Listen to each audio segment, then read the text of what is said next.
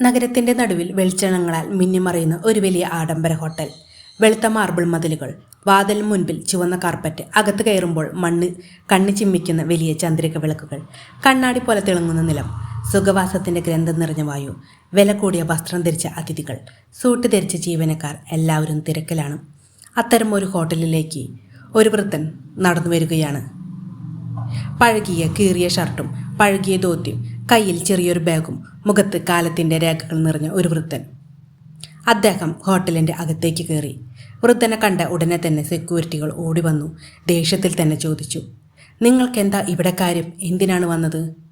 വൃദ്ധൻ ശാന്തമായി പറഞ്ഞു, "എനിക്കിവിടെ ഒരു റൂം ബുക്ക് ചെയ്തിട്ടുണ്ട്. അവിടെ താമസിക്കുവാൻ വന്നതാണ്." എന്നാൽ വൃദ്ധൻ്റെ ആ വാക്കുകൾ കേട്ടപ്പോൾ സെക്യൂരിറ്റി ചെറുതായി ഒന്ന് ചിരിച്ചു. അടുത്തിരുന്നിരുന്ന ജീവനക്കാരോട് പറഞ്ഞു, "കണ്ടോ, ഒരു റൂം ബുക്ക് ചെയ്തിട്ടുണ്ടെന്ന്. കണ്ടാലും മതി." വൃദ്ധൻ ഒന്നും പറയാതെ ഒന്ന് പുഞ്ചിരിച്ചു. നേരെ അവിടെയുള്ള റിസപ്ഷനിസ്റ്റിൻ്റെ അരികിലേക്ക് പോയി. ശേഷം വൃദ്ധൻ്റെ ബാഗ് തുറന്നു ഒരു കട്ട്ലാസ് എടുത്തു കാണിച്ചു കൊടുത്തു. "ഇത് നോക്കൂ മോളെ, ഈ പേരിലാണ് റൂം ബുക്ക് ചെയ്തിരിക്കുന്നത്." അദ്ദേഹത്തിൻ്റെ ശബ്ദം വളരെ ശാന്തമായിരുന്നു, പക്ഷേ ആത്മവിശ്വാസം നിറഞ്ഞതായിരുന്നു. റിസപ്ഷനിസ്റ്റിലെ ഒരു പെൺകുട്ടി ആ വൃദ്ധനെ തല മുതൽ കാൽ വരെ നോക്കി. അവളുടെ മുഖത്ത് പരിഹാസം നിറഞ്ഞു. അവൾ ദേഷ്യത്തിൽ തന്നെ പറഞ്ഞു, "ഇവിടെ നിങ്ങളുടെ പേരിൽ ആരും റൂം ബുക്ക് ചെയ്യുവാൻ സാധ്യതയില്ല. നിങ്ങളെ കണ്ടാൽ തന്നെ മതി." വൃദ്ധൻ വീണ്ടും കടലാസ് നീട്ടി. "ഇതൊന്നും നോക്കിയിട്ട് പറഞ്ഞാൽ പോരെ?" എന്നാൽ റിസപ്ഷനിലിരിക്കുന്ന യുവതികൾ കടലാസ് എടുക്കുവാൻ പോലും തയ്യാറായില്ല.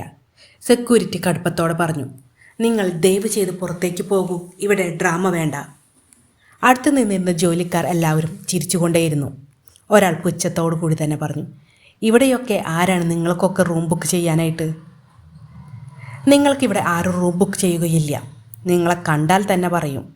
നിങ്ങൾക്ക് അവിടെ വല്ല തട്ടുകടയിലോ വല്ലയിടത്തും ആരെങ്കിലും റൂം ബുക്ക് ചെയ്തിട്ടുണ്ടാകും. ഇത്ര വലിയ ഹോട്ടലിൽ വന്ന് നിൽക്കുവാൻ തന്നെയുള്ള യോഗ്യതയുണ്ടോ നിങ്ങൾക്ക്?"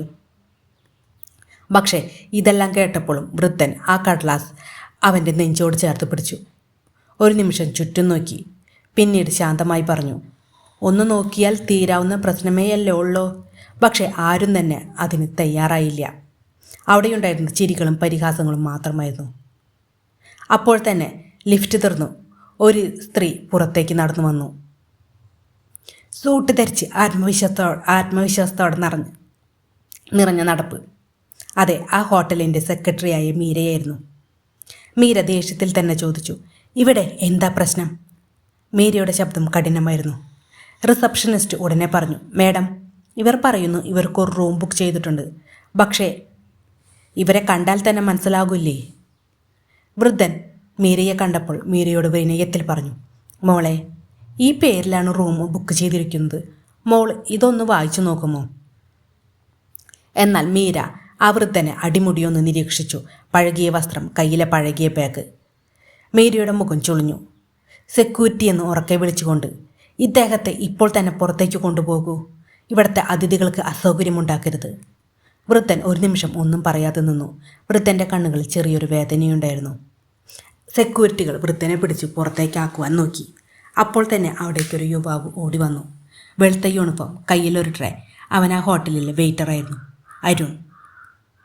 അരുൺ വേഗം തന്നെ സെക്യൂരിറ്റികളുടെ അരികിലേക്ക് പോയി. "ഒന്ന് നിൽക്കൂ," അരുൺ പറഞ്ഞു അവരോട്. "സെക്യൂരിറ്റി ചേട്ടാ, അദ്ദേഹത്തെ വിടൂ. അദ്ദേഹം ഒരു പാവം മനുഷ്യനല്ലേ. ഞാൻ അദ്ദേഹത്തോട് കാര്യങ്ങൾ പറഞ്ഞ് മനസ്സിലാക്കാം." അരുണിൻ്റെ ശബ്ദത്തിൽ കാരുണ്യം ഉണ്ടായിരുന്നു. സെക്യൂരിറ്റികൾ തമ്മിൽ നോക്കി. "ശരി, നീ പറഞ്ഞു മനസ്സിലാക്കൂ" എന്ന് പറഞ്ഞുകൊണ്ട് തന്നെ അവർ മാറി നടന്നു. മീര അല്പം അസ്വസ്ഥയായി. അരുൺ വേഗം ഈ പ്രശ്നം തീർക്കൂ എന്ന് പറഞ്ഞുകൊണ്ട് തന്നെ മീര പോയി. അരുൺ പതുക്കെ ആ വൃദ്ധനെ പിടിച്ച് ഒരു സോഫയിലിരുത്തിക്കൊണ്ട് ചോദിച്ചു, "അച്ഛാ, നിങ്ങൾക്ക് ശരിക്കും ആരെങ്കിലും റൂം ബുക്ക് ചെയ്തിട്ടുണ്ടോ?" വൃദ്ധൻ ഒരു നിമിഷം അരുണിനെ നോക്കി ചെറിയൊരു പുഞ്ചിരി നൽകി. "മകനെ, സത്യം അറിയാൻ അധികം സമയം വേണ്ട." അരുൺ ഒരു നിമിഷം വൃദ്ധനെ ഒന്ന് നോക്കി. അരുൺ വൃദ്ധനെ ഒരു ഭാഗത്തേക്ക് കൂട്ടിക്കൊണ്ടുപോയി. "അച്ഛാ, നിങ്ങൾക്ക് ഞാൻ എന്ത് സഹായം ചെയ്തു തരേണ്ടത്?" അരുൺ സ്നേഹത്തോട് ചോദിച്ചു. വൃദ്ധൻ അരുണിനെ നേരെ നോക്കിക്കൊണ്ട് പറഞ്ഞു, "എനിക്കിവിടുത്തെ MD ഒന്ന് കാണണം." അരുൺ ഒരു നിമിഷം ഞെട്ടി. "MD?" അവൻ്റെ ശബ്ദം വിറച്ചു. ഈ ഹോട്ടലിൻ്റെ MD ആരാണെന്ന് എല്ലാവർക്കും അറിയാം. ദുഷ്ടനും കഠിന സ്വഭാവമുള്ള ഒരാളാണ് ഈ ഹോട്ടലിലെ MD. പാവങ്ങളെ അവഗണിക്കുന്ന ഒരാൾ, ചെറിയ കാര്യത്തിന് പോലും ക്ഷമിക്കാത്തവൻ. അരുൺ നിറഞ്ഞ കണ്ണുകളുമായി പറഞ്ഞു, അച്ഛാ, അതിബുദ്ധിമുട്ടാണ്. അദ്ദേഹം സാധാരണ ആളുകളെ കാണാറില്ല. വൃദ്ധൻ ശാന്തമായി മറുപടി പറഞ്ഞു, അവൻ എന്നെ കാണും. നീ പോയി പറയൂ, എൻ്റെ പേര് പറഞ്ഞാൽ മതി. ആ വൃദ്ധൻ്റെ ശബ്ദത്തിൽ ഒരു വിചിത്രമായ ഉറപ്പുണ്ടായിരുന്നു. അരുൺ ഒരു നിമിഷം ആ വൃദ്ധനെ നോക്കി. വൃദ്ധൻ്റെ ദയനീയ അവസ്ഥ കണ്ടു, കണ്ണുകളിൽ ആഴമുള്ള വേദനയും കണ്ടു. പക്ഷേ അരുൺ ആത്മവിശ്വാസത്തോടു കൂടി തന്നെ വൃദ്ധൻ പറഞ്ഞതുപോലെ MDയുടെ അരികിലേക്ക് പോയി. ശരി അച്ഛ, അച്ഛൻ ഇവിടെ നിൽക്കൂ, ഞാൻ പോയി പറഞ്ഞിട്ട് വരാമെന്ന് പറഞ്ഞുകൊണ്ട് തന്നെ അരുൺ ലിഫ്റ്റിൻ്റെ അരികിലേക്ക് നടന്നു. ലിഫ്റ്റ് പതുക്കെ മുകളിലേക്ക് കയറി. മുകളിലെ ഗ്ലാസ് മതിലുകളുടെ വലിയ ക്യാബിനിലാണ് അരുൺ അവിടേക്ക് നടന്നു. അവിടെയാണ് MD ഇരിക്കുന്നത്. ക്യാബിൻ്റെ മുന്നിലേക്ക് നടക്കുമ്പോൾ അരുണിൻ്റെ ഹൃദയം വേഗത്തിലിടിച്ചു. അകത്ത് MD ഇരിക്കുന്നു. അരുൺ വാതിൽക്കൽ മുട്ടി. അരുണിനെ കണ്ടതും MD പെട്ടെന്ന് കസേരയിൽ നിന്ന് എഴുന്നേറ്റു. നിനക്കാരാണ് ഇവിടെ കയറുവാൻ പറഞ്ഞത് നിന്നോട്? MDയുടെ ശബ്ദം ഇടിമുഴക്കം പോലെയായി. ഒരു വെയിറ്റർ എൻ്റെ ക്യാബിനിലേക്ക് വരാൻ പറ്റുമോ? നിനക്ക് നിന്റെ ലിമിറ്റ് അറിയുമില്ലേ? അരുൺ തലകുനിച്ചു, കൈകൾ അല്പം മുറിച്ചു. സർ, താഴെ ഒരു അച്ഛൻ വന്നിട്ടുണ്ട്. അദ്ദേഹം തന്നെ സാറിനെ കാണണമെന്ന് പറഞ്ഞു. ആ അച്ഛൻ്റെ അവസ്ഥ കണ്ടപ്പോൾ ഞാൻ മതി, MD കടുപ്പത്തോടെ തടഞ്ഞു. MDയുടെ കണ്ണുകൾ കോപം ചിലിച്ചു. എന്നെ കാണണമെന്ന് പറഞ്ഞാൽ ഞാൻ എല്ലാവരെയും കാണണോ? ഇതൊരു ധർമ്മശാലയാണോ? അരുൺ ശാന്തമായി നടന്ന കാര്യങ്ങൾ മുഴുവൻ പറഞ്ഞു. സെക്യൂരിറ്റിയുടെ പരിഹാസം, റിസപ്ഷനിസ്റ്റിൻ്റെ അവഗണന, വൃദ്ധൻ്റെ ശാന്തമായ ഉറപ്പ്. ഒരു നിമിഷം പോലും കേൾക്കാതെ MD വാതിൽ തുറന്ന് പുറത്തേക്ക് നടന്നു. കോപത്തോടെ അവൻ ലിഫ്റ്റിൽ കയറി. ലിഫ്റ്റ് വേഗം താഴേക്കിറങ്ങി. ലോബിൽ എല്ലാവരും അപ്രത്യക്ഷമായി. MDയെ കണ്ടപ്പോൾ നിശബ്ദമായി. MDയുടെ കടുപ്പമുള്ള നടപ്പ് കണ്ടപ്പോൾ ജീവനക്കാർ പേടിച്ച് മാറി നിന്നു. വൃദ്ധൻ അതേ സ്ഥലത്ത് ശാന്തമായി നിന്നു. MD നേരെ വൃദ്ധൻ്റെ മുന്നിലെത്തി. നീ ആരാണ് എന്ന് ദേഷ്യത്തിൽ തന്നെ ചോദിച്ചു. എന്തിനാണ് എന്നെ കാണണമെന്ന് പറഞ്ഞത്? ഇതെല്ലാം കേട്ടപ്പോൾ ലോബിലെ വായു തന്നെ ഭാരമായി. വൃദ്ധൻ പതുക്കെ തല ഉയർത്തി MDയെ നോക്കി. ആ കണ്ണുകളിൽ ഭയമുള്ളയായിരുന്നു, പക്ഷേ ഒരു വേദനയുണ്ടായിരുന്നു. ലോബിൽ നിശബ്ദം നിറഞ്ഞു. വൃദ്ധൻ തൻ്റെ കയ്യിലെ മടക്കിയ കടലാസ് എടുത്ത് മുൻപോട്ട് നീട്ടി. ഇതൊന്ന് നോക്കൂ, വൃദ്ധൻ ശാന്തമായി പറഞ്ഞു. MD അത് പിടിച്ചെടുത്തു. ഒരു നിമിഷം വായിക്കാൻ പോലും തയ്യാറാക്കാതെ അവൻ്റെ മുഖം കൂടുതൽ ചുവന്നു. ഇതെല്ലാം നിങ്ങളുടെ ഡ്രാമയാണ്. MD കോപത്തോടെ തന്നെ കടലാസ് എടുത്ത് കീറിക്കളഞ്ഞു. ഒരു നിമിഷം പോലും അതിനുള്ളിൽ എഴുതിയത് വായിക്കുവാൻ പോലും തയ്യാറാകാതെ കടലാസ് കഷ്ണങ്ങൾ വായുവിൽ പറന്നു വീണു. അടുത്ത നിമിഷം തന്നെ ആ വൃദ്ധനെ കയ്യിൽ പിടിച്ചുകൊണ്ട് MD പുറത്തേക്ക് തള്ളിയിട്ടു. വൃദ്ധൻ നിലത്ത് വീണു. ലോബിൽ നിന്നവർ ആരും മുന്നോട്ട് വന്നില്ല. എല്ലാവരും മിണ്ടാതെ ആ കാഴ്ച നിന്നു. MD കോപത്തോടെ തിരിഞ്ഞു. ഇവനെ ഇനി ആരും കാണരുത് എന്ന് പറഞ്ഞ് ലിഫ്റ്റിലേക്ക് നടന്നു കയറി. ലിഫ്റ്റ് വേഗം മുകളിലേക്ക് പോയി. ക്യാബിനിലേക്ക് MD അങ്ങനെ കയറിപ്പോയി. അരുണിന് ആ കാഴ്ച കണ്ടപ്പോൾ സഹിക്കുവാൻ കഴിഞ്ഞില്ല. അവൻ ഓടി വന്നു അച്ഛ എന്ന് വിളിച്ചു. നിലത്ത് വീണിരുന്ന ആ വൃദ്ധനെ അവൻ സമാധാനത്തിൽ എഴുന്നേൽപ്പിച്ചു. കയ്യിലെ പൊടിയെല്ലാം തട്ടി നീക്കി. ക്ഷമിക്കണം അച്ഛ, ഞങ്ങൾക്ക് എല്ലാവർക്കും വേണ്ടി എന്ന് അരുൺ നിറഞ്ഞ കണ്ണുകളുമായി പറഞ്ഞു. വൃദ്ധൻ ഒരു നിമിഷം അരുണിനെ നോക്കി. ആ കണ്ണുകളിൽ വേദനയുണ്ടായിരുന്നു, പക്ഷേ കോപമില്ല. ഒരു ചെറിയ പുഞ്ചിരി വൃദ്ധൻ്റെ അതരത്തിൽ തെളിഞ്ഞു. മകനെ, നീ നല്ലവനാണ്, വൃദ്ധൻ പതുക്കെ പറഞ്ഞു. ശേഷം വൃദ്ധൻ മുന്നോട്ട് നോക്കാതെ ഹോട്ടലിൻ്റെ വാതിൽ നിന്ന് പുറത്തേക്ക് നടന്നു. അവൻ്റെ ആ നടപ്പിൽ തോൽവി കാണിച്ചില്ല, പകരം ഒരു ഗൗരവം മാത്രമായിരുന്നു. അരുൺ ഒരു നിമിഷം ആ വൃദ്ധനെ നോക്കി നിന്നു. വൃദ്ധൻ പോയപ്പോൾ അരുണിന് എന്തോ ഒരു സംശയം തോന്നി. അരുൺ നേരെ ഹോട്ടലിൻ്റെ അകത്തേക്ക് കയറി. MD കീറിക്കളഞ്ഞ ആ കടലാസ് കഷ്ണങ്ങൾ ഒന്നൊന്നായി കൂട്ടിവെച്ചു. അവൻ്റെ ഹൃദയം ഇടിക്കുവാൻ തുടങ്ങി. അവൻ കഷ്ണങ്ങൾ ചേർത്ത് വെച്ച് വായിച്ചു. ഒരു നിമിഷം അരുണിൻ്റെ കൈകൾ വിറച്ചു. ഇത് സത്യമാണോ? അരുണിൻ്റെ കണ്ണുകൾ വിശ്വസിക്കുവാൻ തയ്യാറായില്ല. ആ കടലാസിൽ എഴുതിയിരിക്കുന്നത് ഹോട്ടൽ ഉടമസ്ഥാവകാശ കൈമാറ്റ രേഖ. അതിൽ വ്യക്തമായി എഴുതിയിരിക്കുന്നത് ഈ ഹോട്ടൽ പുതുതായി വാങ്ങിച്ച വ്യക്തിയുടെ പേര്. അതെ, ഇപ്പോൾ പുറത്താക്കിയ ആ വൃദ്ധൻ്റെ പേര്. അരുൺ ഒരു നിമിഷം ഞെട്ടി നിന്നു. ആ വൃദ്ധൻ സാധാരണ മനുഷ്യനല്ല. പഴകിയ ചെറിയ ഹോട്ടലിൽ നിന്ന് ആരംഭിച്ച കഷ്ടപ്പാടിലൂടെ കോടീശ്വരനായ ഒരാൾ. അടുത്തിടെ ഈ ആഡംബര ഹോട്ടൽ വാങ്ങിച്ച പുതിയ ഉടമ. അദ്ദേഹം നേരിട്ടെത്തിയത് ഹോട്ടലിലെ അന്തരീക്ഷം അറിയാൻ, സ്റ്റാഫിൻ്റെ പെരുമാറ്റം മനസ്സിലാക്കുവാൻ, അതിഥികളെ എങ്ങനെ കൈകാര്യം ചെയ്യുന്നു എന്ന് കാണുവാൻ. അതിനായി വേഷം മാറി സാധാരണ വൃദ്ധനെ പോലെ വന്നതാണ്. പക്ഷേ ആ വൃദ്ധനെ പരിഹസിച്ചും അവഗണിച്ചും പുറത്താക്കി. അരുണിൻ്റെ മനസ്സിൽ കുറ്റബോധം നിറഞ്ഞു. എന്ത് വലിയ തെറ്റാണ് ഞങ്ങൾ ചെയ്തിരിക്കുന്നത്. അതേസമയം മുകളിലെ ക്യാബിൽ MD അഭിമാനത്തോടെ ഇരിക്കുകയായിരുന്നു. താനൊരു പ്രശ്നം തീർത്തുവെന്ന ധാരണയിൽ. പക്ഷേ ഇനി നടക്കാൻ പോകുന്നത് ഈ ഹോട്ടലിൻ്റെ ചരിത്രം തന്നെ മാറ്റുമെന്ന് ആ MDക്ക് ഒരിക്കലും പ്രതീക്ഷിച്ചിരുന്നില്ല. അരുൺ ഇപ്പോഴും ഞെട്ടലിൽ നിന്ന് മുക്തനായിട്ടില്ല. കീറിയ കടലാസിൻ്റെ കഷ്ണങ്ങൾ അവൻ ഒതുക്കി മടക്കി പോക്കറ്റിൽ വെച്ചു. ശേഷം അടുത്തുള്ള സഹപ്രവർത്തകരോട് അടുത്തേക്ക് നടന്നു. സഹപ്രവർത്തകരോട് ഈ വിവരം പറഞ്ഞു. നിങ്ങൾക്കറിയുമോ ഇപ്പോൾ പുറത്താക്കിയ ആ വൃദ്ധൻ ആരാണെന്ന്? അത് ഇവിടുത്തെ ഈ ഹോട്ടലിൻ്റെ ഉടമയാണ്. എന്നാൽ അരുണിൻ്റെ ആ വാക്കുകൾ കേട്ടപ്പോൾ ജോലിക്കാരെല്ലാവരും പരിഹരിച്ചു. അരുൺ, നീ വല്ല കഥ എഴുതുവാൻ പോകൂ. നിനക്ക് അതുപോലെ കഥ എഴുതുവാനുള്ളൊരു കഴിവുണ്ട്.